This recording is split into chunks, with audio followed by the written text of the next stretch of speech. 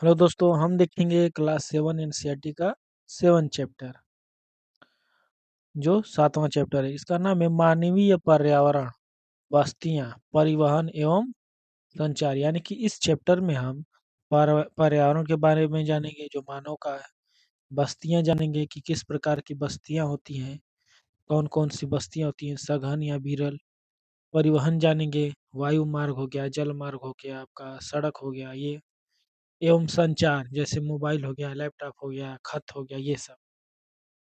तो हम इसके 7 चैप्टर में यही सब देखेंगे।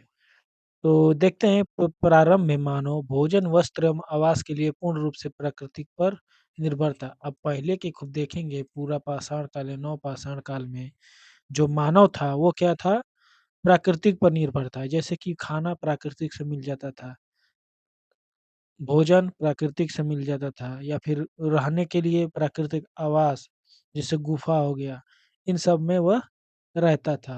वस्त्र यानी कि पत्तियां उत्तियां हो गए, तो वही कह रहा है, या फिर चमड़ा। लेकिन समय के साथ साथ उसने विकास किया, कौशल सीखे, और कई प्रकार के घर बनाना, यातायात साधन, या फिर संचार, कपड़े, ये सब बनने लगे। तो इन्हीं सब के बारे में है।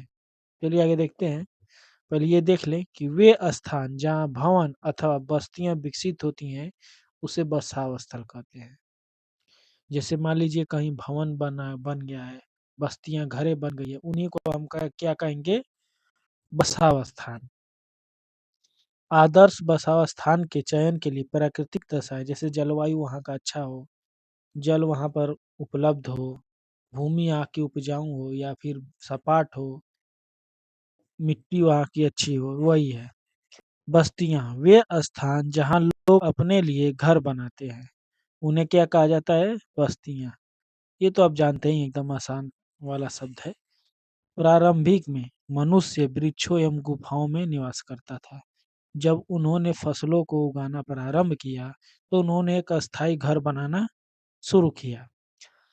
और बस्तियों का विकास नदी या घाटियों के किनारे किया, क्योंकि उन्हें जल की चाहिए था, क्योंकि उस समय वह चापाकल या फिर मशीन लगाना नहीं जानते थे। तो इसलिए वह नदियों के किनारे पाए जाते, जैसे सिंधु घाटी सभ्यता आप देखेंगे नदी के किनारे है, मिस्र का नील नदी के किनारे, वैसे ही है।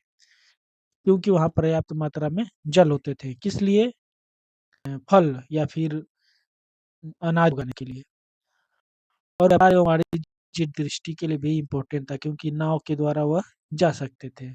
मानव बस्तियां धीरे धीरे बड़ी हो गई, जैसे कि आपका इलाहाबाद देख लीजिए, लखनऊ देख लीजिए, या फिर कोई भी कानपुर, बड़ी बड़ी बस्तियां या फिर बड़े बड़े गांव नदी के किनारे ही आपको मिलेंगे। नदी घाटी कट बस्ती पनपने लगे एवं सभ्यता का विकास हुआ, जैसे कि सिंधु घाटी सभ्यता।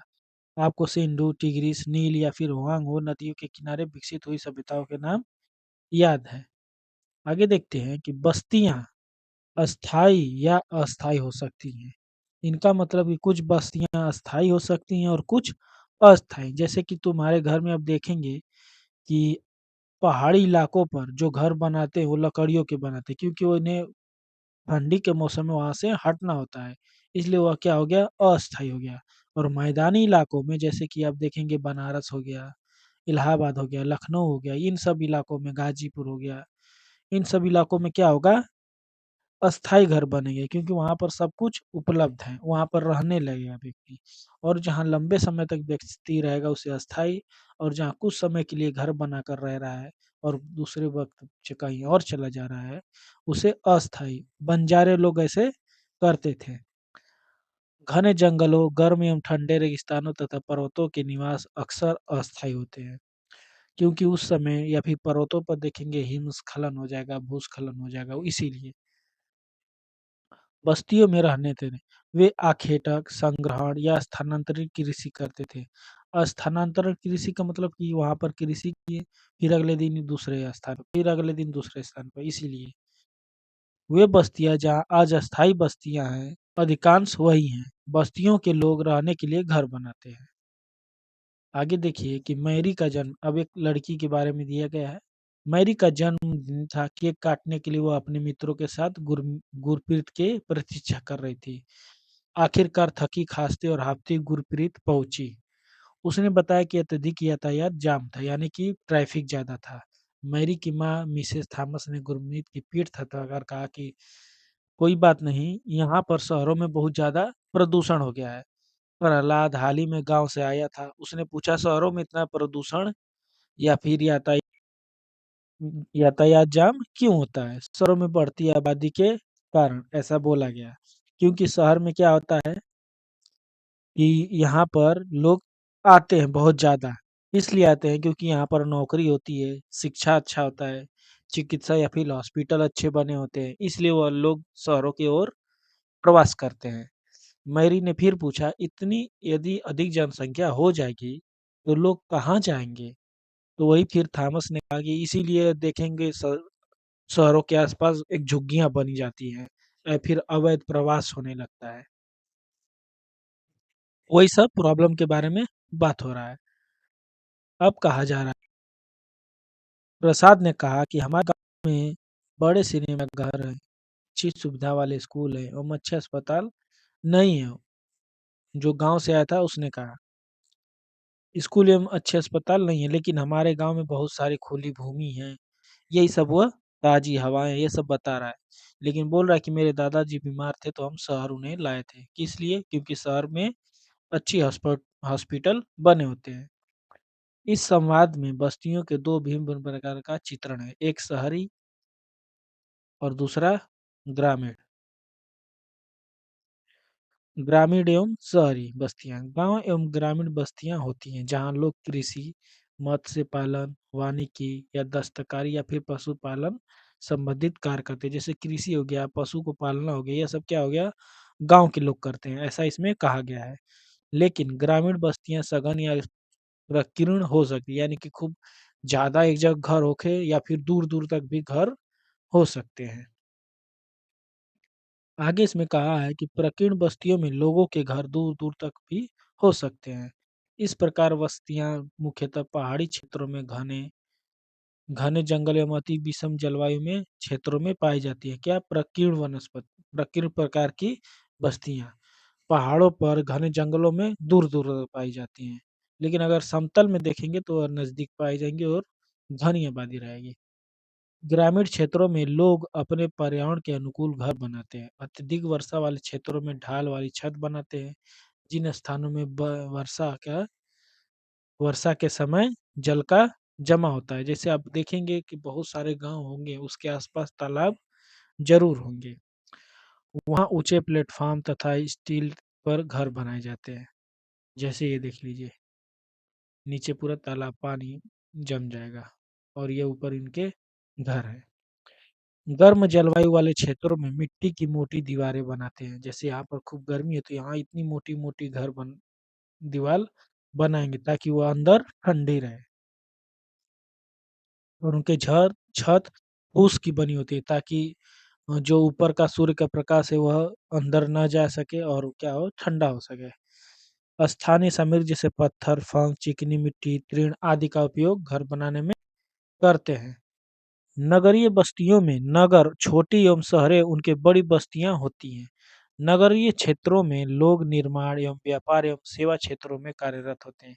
जैसे कि आपका आईटी सेक्टर हो गया या फिर बड़े-बड़े बिल्डिंग्स बनते हैं, उन्हीं के बारे में दिया गया। अपने राज्यों के कुछ गाँव या फिर नगरों के नाम बताइए।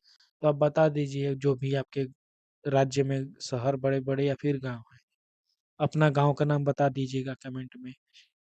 आप बर्फ से बने आवास कहाँ पाए जाते हैं? ये जो दिख रहा है ना इसको इग्लू कहा जाता है। यह किस ध्रुवीय क्षेत्रों में पाए जाते हैं। अब हम देखते हैं परिवहन। परिवहन लोगों एवं सामान के आवागमन के साधन को कहते हैं। जैसे परिवहन क्या हो गया?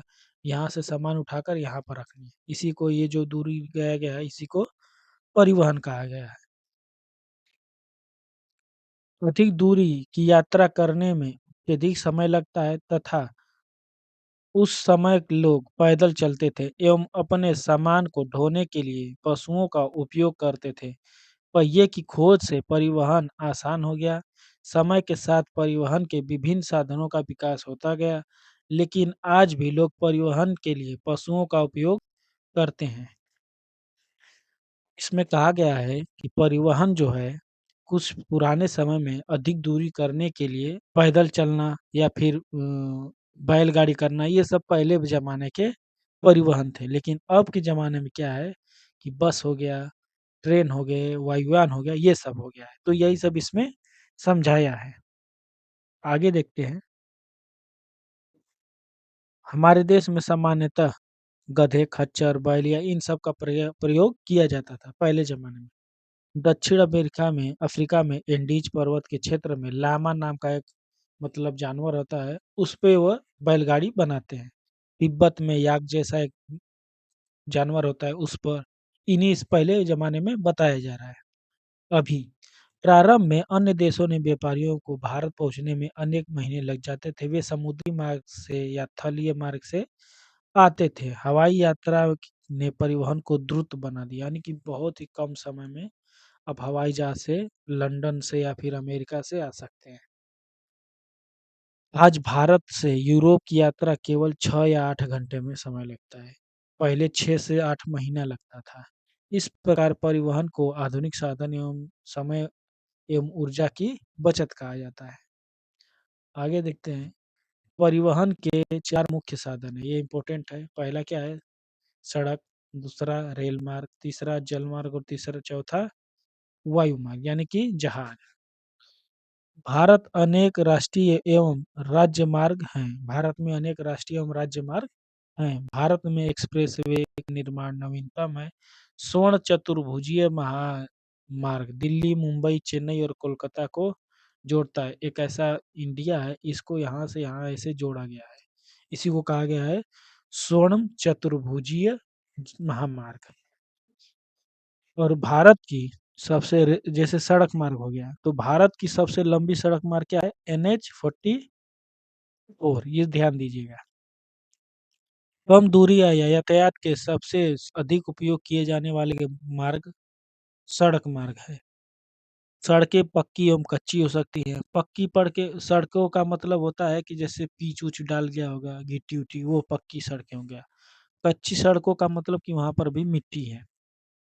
मैदानी क्षेत्रों में सड़कों का घना जाल बिछा है।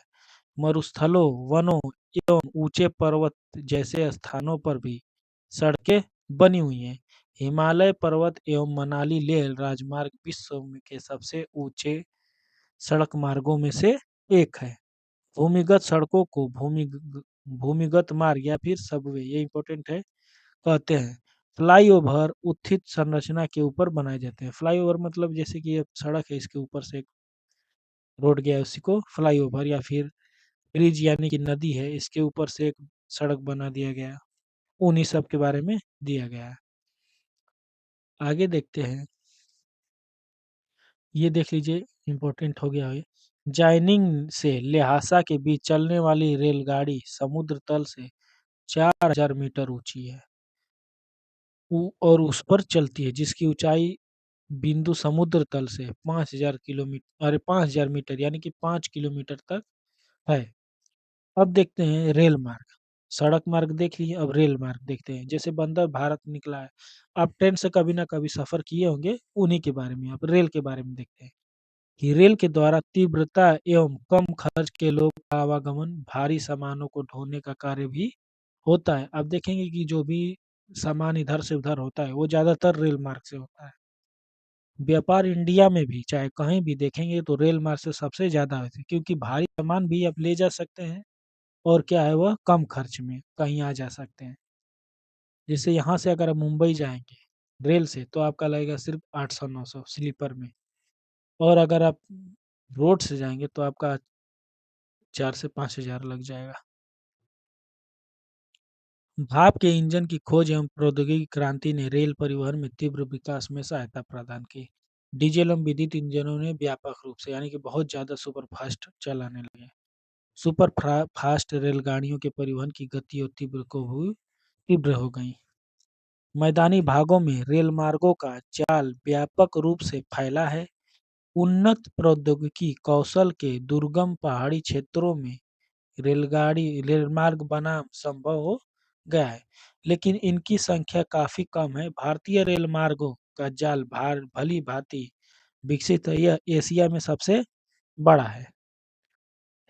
यानी कि रेल मार्ग जो है सबसे बड़ा है। जैसे ये देख लीजिए, ट्रांस साइबेरियन रेल मार्ग विश्व के सबसे लंबा रेल मार्ग है ये। यहाँ से यहाँ तक जा रहा है। आई थिंक यह 4000 किलोमीटर दूर होगा। आगे देखते हैं जल मार्ग। सड़क मार्ग हो गया, रेल मार्ग हो गया, अब जल मार्ग, इसके बाद वायु मार्ग। आप पढ़ चुके हैं जल मार्ग जरा दरअसल समुद्र में या फिर नदियों में जो नाव चलती है ना, उन्हीं को कहा गया है। प्रारंभिक समय में परिवहन के लिए जल मार्ग का प्रयोग किया जाता था। अधिक दूरी एवं में भारी एवं बड़े आकार वाले सामानों को ढोने के लिए जलमार्ग समय सबसे सस्ता साधन था। ये मुख्यतः दो प्रकार के होते थे, अंतर्देशीय जलमार्ग एवं समुद्र मार्ग। अंतर्देशीय जलमार्ग मतलब इंडिया में ही आप किसी नदी में या फिर इंडिया में समुद्र के रास्ते जा रहे हैं, इसे अंतर्देशीय जलमार्ग कहा जाता है। और समुद्र मार्ग मतलब समुद्र में जो नाव चल रही है, बड़े-बड़े जहाज जो चलते हैं ना, वो समुद्र मार्ग हो गया।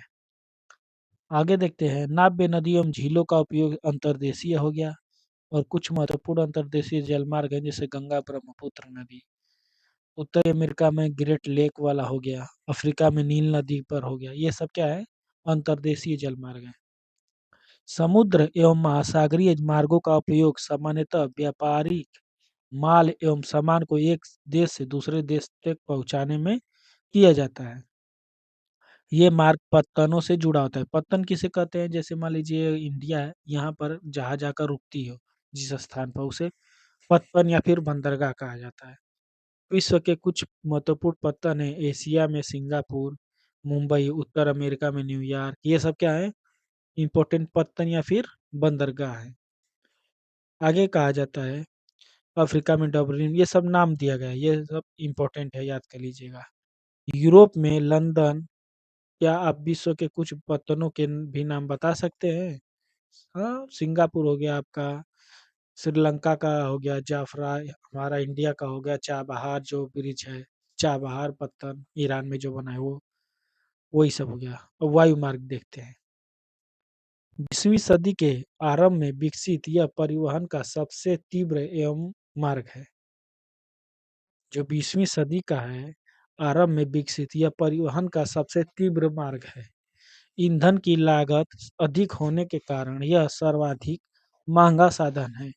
वायु, जैसे कि अगर ईंधन की बात करें तो यह महंगा साधन है।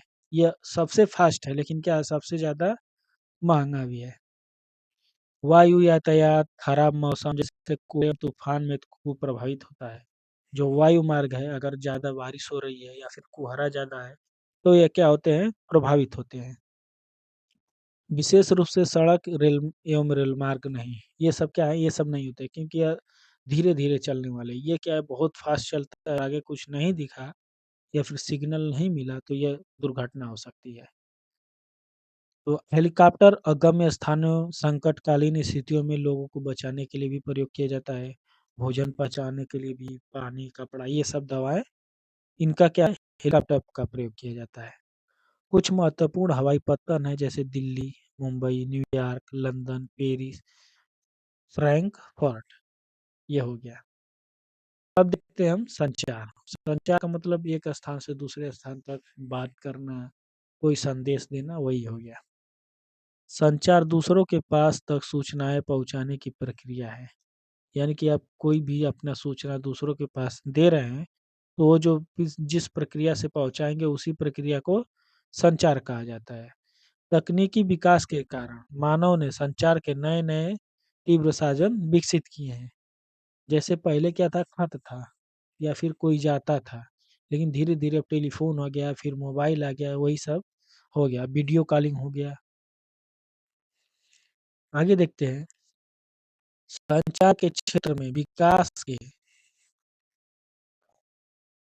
से विश्व में सूचना क्रांति आई। सूचना प्रदान करने के लिए, शिक्षा तथा मनोरंजन के लिए संचार के विभिन्न साधनों का उपयोग होता है। समाचार पत्रों, रेडियो एवं टेलीविज़नों के द्वारा हम बड़ी संख्या में लोगों के साथ संचार कर सकते हैं, इसलिए इनको जनसंपर्क माध्यम कहते हैं। सैटेलाइट के संचार में तीव्रता आई है। तेल की खोज, वनों का संरक्षण, भूमिगत जल, खनिज संपदा, इन सब में क्या है, हम पूर्वानुमान लगा सकते हैं। किस चीज़ से? सैटेलाइट से। सैटेलाइट भी हम लोगों के लिए बहुत इम्पोर्टेंट है संचार के लिए, क्योंकि अगर मोबाइल से हम बात करते हैं, सैटेलाइट जाता है, तो सैटेलाइट फिर दूसरे व्यक्ति को मोबाइल पर कनेक्ट कराता है, और यह क्या है, बहुत ही तीव्र होता है। आगे देखते हैं, जब इंटरनेट के माध्यम से इलेक्ट्रॉनिक मेल या ईमेल भेज सकते हैं, अब से सेल्युलर फोन के द्वारा बेतार टेलीफोन या फिर संचार अत्यधिक लोकप्रिय हो चुका है। टेली इंटरनेट के माध्यम से विश्व भर में केवल सूचना में परस्पर समीपता ही नहीं, अपितु हमारे जीवन भी अधिक सुखमय हुआ, क्योंकि अगर दूर किसी व्यक्ति है तो आप वीडियो कॉल पर बात कर सकते हैं। अब घर बैठे ही रेल, हवाई जहाज, अब सिनेमा घरों का हॉल टिकट या फिर हो गया, ये सब क्या है, टिकटें बुक कर सकते हैं। संपूर्ण विश्व में एक प्रकार के लोगों एवं सेवाओं संस्थाओं के बीच तीव्र गति में आपसी संपर्क के संभव होने के कारण आज हम एक बृहद विश्व समाज में विकसित हो रहे हैं। ये देखिए संचार का माध्यम, पहले घर था, फिर पेड़ पौधे, पक्षियां हो गई, ये फिर डाक टिकट हो गया, फिर ये टेलीग्राम हो गया, फिर ये टीवी वीबी हो गया, ये सब। ये देखिए मुझे लगता है विश्व के प्रमुख हवाई पत्तन एवं समुद्र, ये देख लीजिएगा, इम्पोर्टेंट है। आप ना गूगल पर सर्च कर लीजिएगा, विश्व के प्रमुख समुद्री और हवाई पत्तन, उस पे अब फोटो आएगा, अब देख लीजिएगा। अब चलिए क्वेश्चन कर लेते हैं। परिवहन के 4 प्रकार: सड़क, रेल, वायु मार्ग और जल मार्ग। बस्ती से आप क्या समझते हैं? जहाँ पर लोगों द्वारा निवास या फिर घर बनाकर निवास किया जाता है, उसे बस्ती कहा जाता है। ग्रामीण लोगों की क्रियाकलाप क्या है?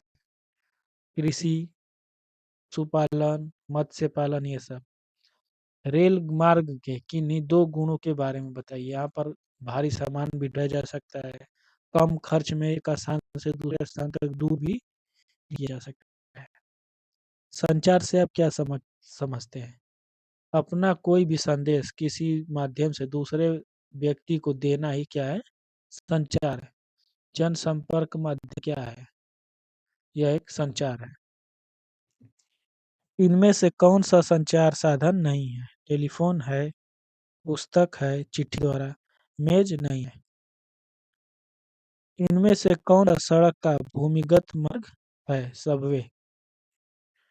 किसी द्वीप पर पहुंचने के लिए निम्न में से कौन सा यातायात सही है? जहाज, पानी वाला, या फिर ऊपर वायु वाला भी। यह साधन रेल को प्रदूषित नहीं करा। सिक्किल वह करता है क्योंकि धुआं निकलता है, हवाई जहाज भी आवाज करता है। और इसको आप लोग खुद से कर कर मुझे बताइए। धन्यवाद।